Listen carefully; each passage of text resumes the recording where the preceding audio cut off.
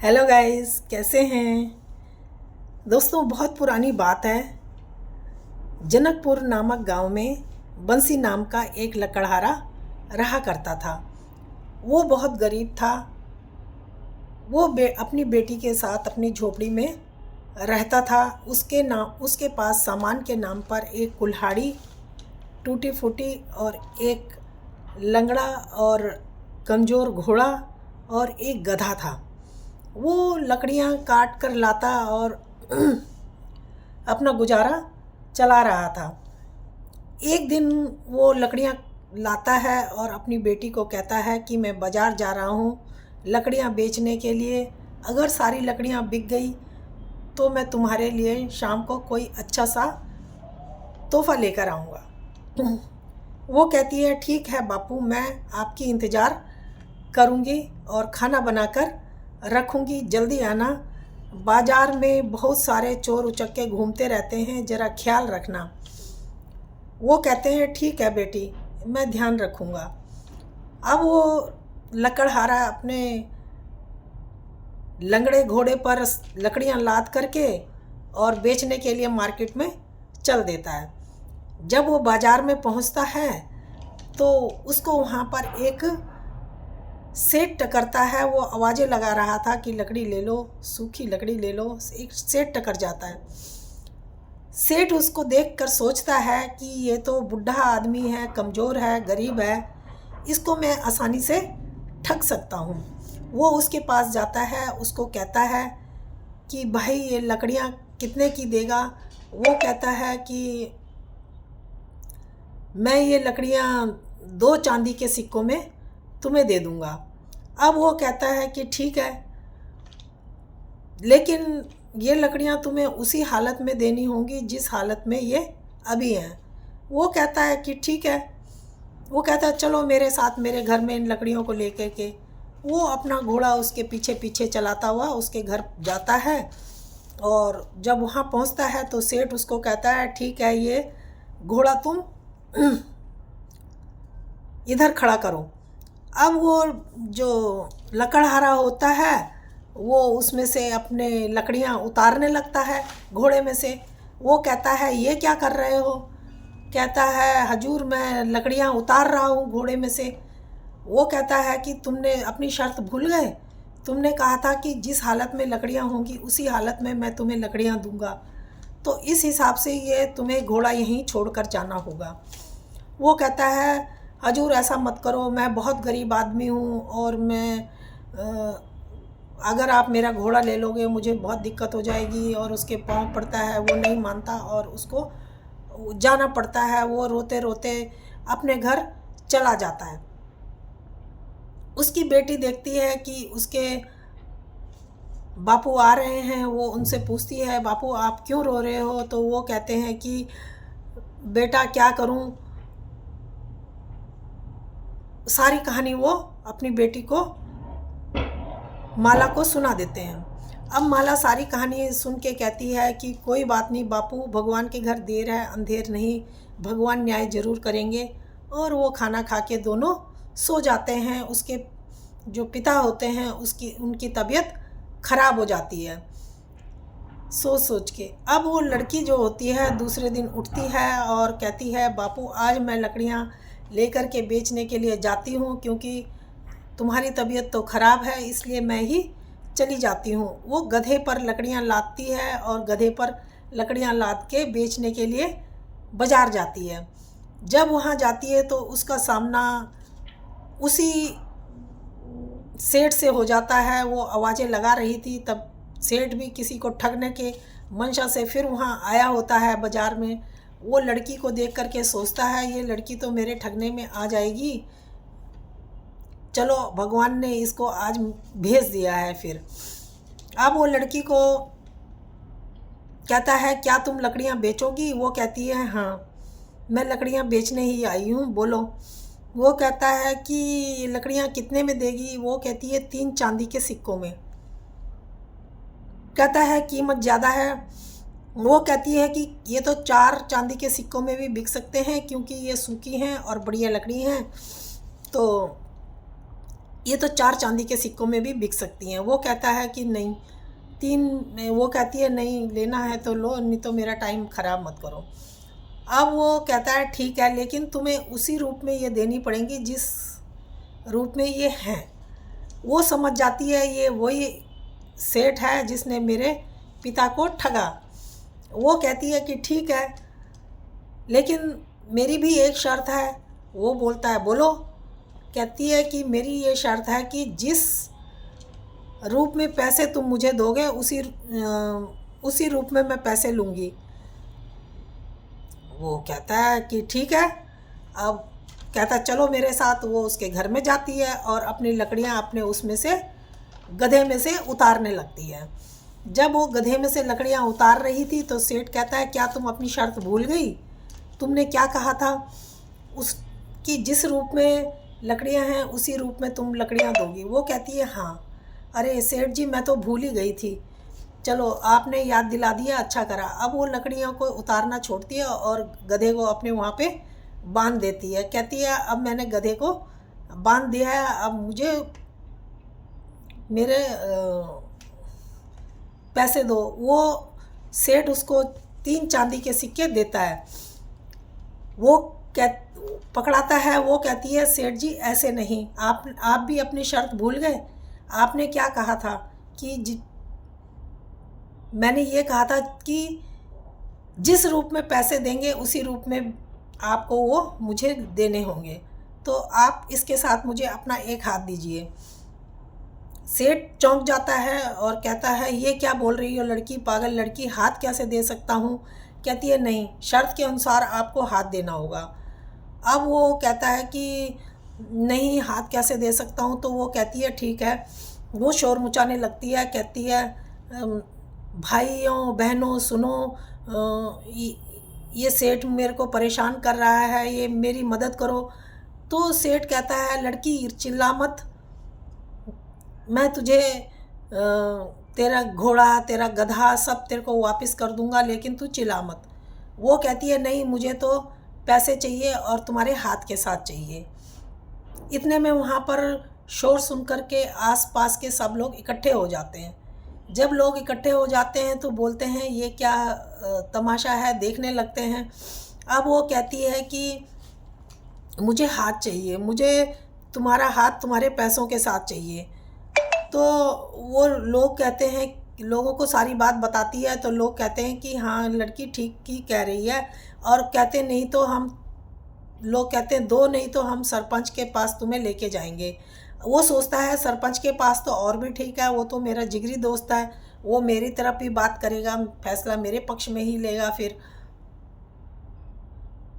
अब वो लड़की सरपंच के पास जाती है, लोग भी जाते हैं। अब सरपंच को जब सारी बात पता चलती है तो सरपंच सोचता है कि अब मैं क्या बोलूं, अगर मैं गलत न्याय करूंगा तो मेरा न्याय झूठा कहलाएगा और मुझे हो सकता है राजा के पास जाना पड़े, राजा मुझे फिर दंड देगा। तो वो उसको कहता है सेठ को कि तुम्हें शर्त के अनुसार अपना हाथ इस लड़की को देना होगा। वो सेठ कहता है नहीं, मैं कैसे दे सकता हूँ। तो वो कहता है लड़की तुम हाथ लेकर के क्या करोगी? सरपंच कहता है तुम जो सेठ तुम्हें दे रहा है, तुम्हारे घोड़े गधा पैसे सब तुम्हें वापस लौटा रहा है, तुम उसको ले लो। वो कहती है नहीं, मुझे शर्त के अनुसार इसका हाथ ही चाहिए। अब इस पे बहसबाजी हो जाती है। तो वो कहती है या तो ठीक है, जब सरपंच जी आप इतना कह रहे हैं तो मुझे 500 सोने के सिक्के दे दो और मैं मान जाऊंगी, मैं अपना वचन वापस ले लूँगी। अब वो जो सेठ होता है वो तो बहुत कंजूस होता है। वो कहता है कि 500 सोने के सिक्के तो बहुत ज़्यादा हैं। तो वो लड़की कहती है अगर 500 सोने के सिक्के ज़्यादा हैं और तुम्हारा हाथ कम कीमती है तो तुम मुझे अपना हाथ ही दे दो। वो कहता है कि वो फिर सोच में पड़ जाता है अब क्या करूं। वो बहुत चालाक होता है और 500 सोने के सिक्के लड़की को दे देता है। अब 500 सोने के सिक्के लड़की 50 सोने के सिक्के 50 सोने के सिक्के लड़की ले लेती है। 50 सोने के सिक्कों में लड़की मान जाती है। अब राजा वो कहता है कि चलो तुम ये मत समझना कि तुम मुझसे जीत गई, तुम मुझसे जीत नहीं सकती, तुम मुझसे एक शर्त लगाओ, जो कहानी एक किस्सा सुनाएंगे, जो अगर वो किस्सा अगर तुम जीत गई उस किस्से को सुना के तो तुम्हारी जीत होगी, अगर नहीं मैं जीत गया तो मेरी जीत होगी। अब चतुर लड़की ने कहा ठीक है, अगर इस आपको इतना भरोसा लगता है तो ये भी सही। तो वो अब जो है वो सेठ जो है किस्सा सुनाने लगता है। सेठ कहता है कि एक बार मैंने मेरे पास मेरे को घर के अंदर 2 मक्के के दाने मिल गए और वो 2 मक्के के दाने मैंने अपनी खिड़की से बाहर फेंक दिए। अब मेरी खिड़की के बाहर कुछ दिनों में 1 हफ्ते के अंदर अंदर घना जंगल मक्के का हो गया। अब उस घर इतना घना था कि जो भी उसके अंदर घुड़सवार, हाथी सवार जो कोई भी वहाँ जाता तो उसके अंदर वो खो जाता और वापस वो कभी नहीं आ पाता। और एक बारी क्या हुआ कि मेरी जो 10 बकरियां थी वो भी उस मक्की के जंगल में चली गई और उस जंगल में वो खो गई, वापस नहीं आ पाई। उनको बहुत ढूंढा गया लेकिन वो कोई भी एक भी नहीं मिली उस जंगल में, वो सब गायब हो गई। अब मैं जो उसको काटने का आदेश देता हूँ जंगल को, और जंगल को सारा काट दिया जाता है, लेकिन फिर भी उसमें से बकरियां नहीं मिलती हैं। अब क्या क्या होगा, मैं सोचता हूँ जो मक्का था मैंने उसको पिसवाया और जो बकरियां थी उससे डबल कीमत मुझे उस आटे की बाज़ार में उसकी आटे की मिल गई। तो और फिर जब मैं अपने घर में अपनी बीवी को बोला कि मक्की का आटा कब से बना के रखा है और मुझे मक्के की रोटी तूने खिलाई नहीं, मक्के की रोटी आज बनाओ। अब मेरी पत्नी मक्के की रोटी खिलाती है, जैसे ही मैं 2 कौर खाता हूँ तो मेरे मुंह से बकरी की मिमियाने की आवाज़ आने लगती है। पत्नी भी देख कर के अचंभित हो जाती है कि ये क्या हुआ, मैं भी सोच में पड़ जाता हूँ। तभी मेरे मुंह से एक बकरी निकल के नीचे कूद जाती है। तभी ऐसे ही 1 कूदती है, 2 कूदती है, 3 कूदती है, ऐसे ही 10 बकरियां मेरे मुंह से निकल के बाहर आ जाती हैं और कूद जाती हैं सारी। अब जब वो बकरियां कूद जाती हैं तो मुझे बकरियां भी मिल गई और मुझे पैसे भी मिल गए। तो ये कहानी कैसी लगी? अगर अब मेरा किस्सा ख़त्म होता है तो अब आप बताओ कि ये सही है कि गलत है। अब वो लड़की कुछ भी ना बोल पाई। माला ने कहा आपका किस्सा बिल्कुल सही है, आपके साथ ऐसी घटनाएं होती ही रहती होंगी, क्योंकि आप तो सेठ हो तो 50 सोने के सिक्के वो कहता है कि लाओ अब तुम मुझे दो। माला कहती है अभी नहीं, अभी मेरा किस्सा सुनो। मैं अपने गांव के बीचों बीच में मैंने एक कपास का पौधा लगाया। मैंने कपास का बीज बोया तो वो दूसरे ही दिन इतना बड़ा हो गया कि आसमान को छूने लगा। जब वो आसमान को छूने लगा तो वो इतना घना था कि उससे जो पहाड़ियाँ थी उसमें भी छाया आने लग गई। अब जब उसमें छाया आने लग गई तो मैंने उसमें से कपास सारी निकाली और उसको कपास को साफ करके और साफ़ किया और बोरियों में बंद करके 50 घोड़ों में उसको कपास को लाद दिया और अपने भाई को बोला कि इसको बाज़ार में बेच के आओ। अब मेरा भाई अपने घोड़ों का कारवां लेकर के चल दिया। जब मेरा भाई घोड़ों का कारवां लेके चल दिया तो मेरा भाई 5 साल तक वापस ही नहीं आया। अब मैं अपने भाई को सोच सोच के परेशान हो रही थी कि मेरा भाई कहाँ गया, क्यों नहीं आ रहा। तभी उड़ती उड़ती खबर आती है मेरे पास कि एक दाढ़ी वाले आदमी ने उसको लूट लिया है और मार डाला है। माला की कहानी सुनकर सब लोग चौंक गए। हजूर, मैंने तो बहुत ही उसको ढूंढने की कोशिश की, हत्यारों को ढूंढने की आस ही फिर मैंने छोड़ दी। भाग्य ने मेरा साथ दिया और उस हत्यारे के बारे में एक दिन मालूम चल गया। वो खूनी दरिंदा और कोई नहीं, यही बेईमान सेठ है। इसने ही अपने मक्के के जंगल में मेरे भाई की हत्या कर दी। सेठ ने बोला। सेठ कहने लगा, सोचने लगा, ये तो बड़ी मक्कार लड़की है। कहता नहीं नहीं, लोग भी बोल पड़े, ऐसा नहीं हो सकता। अगर ये बात झूठ है, सेठ जी से ही पूछ लीजिए। अगर ये बात झूठ है तो सेठ जी बताएंगे। ये वो कहता है, ये चतुर लड़की, अगर इस बात को झूठ कहता हूँ तो 500 सोने के सिक्के देने होंगे। अगर इसकी बात को मैं सच कहता हूँ तो अपने भाई का हर्जाना मांगेगी, मरे हुए भाई का, और 5 कोड़े भी मुझे लगेंगे और सूली पर भी लटकाया जा सकता है। और सरपंच जी भी सोचने लगे कि ये लड़की बड़ी चतुर है, इसने चतुराई से मेरे मित्र को फंसा दिया। सरपंच जी बोले, लड़की सच बोल रही है सेठ जी। सेठ जी फूट फूट कर रोने लगे। कहते हैं लड़की झूठ बोल रही है सेठ जी।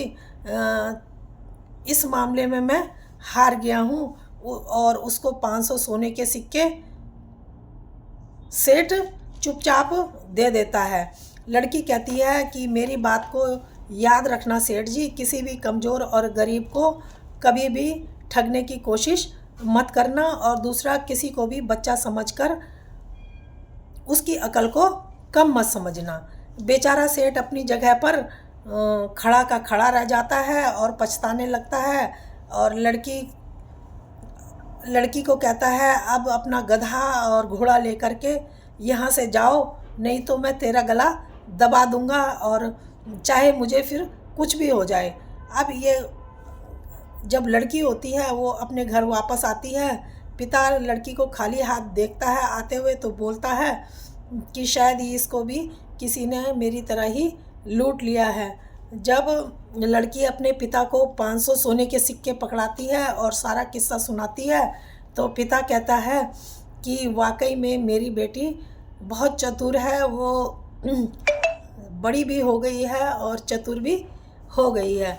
तो दोस्तों, ये कहानी कैसी लगी? अगर अच्छी लगी हो तो प्लीज़ और लाइक और सब्सक्राइब ज़रूर करना।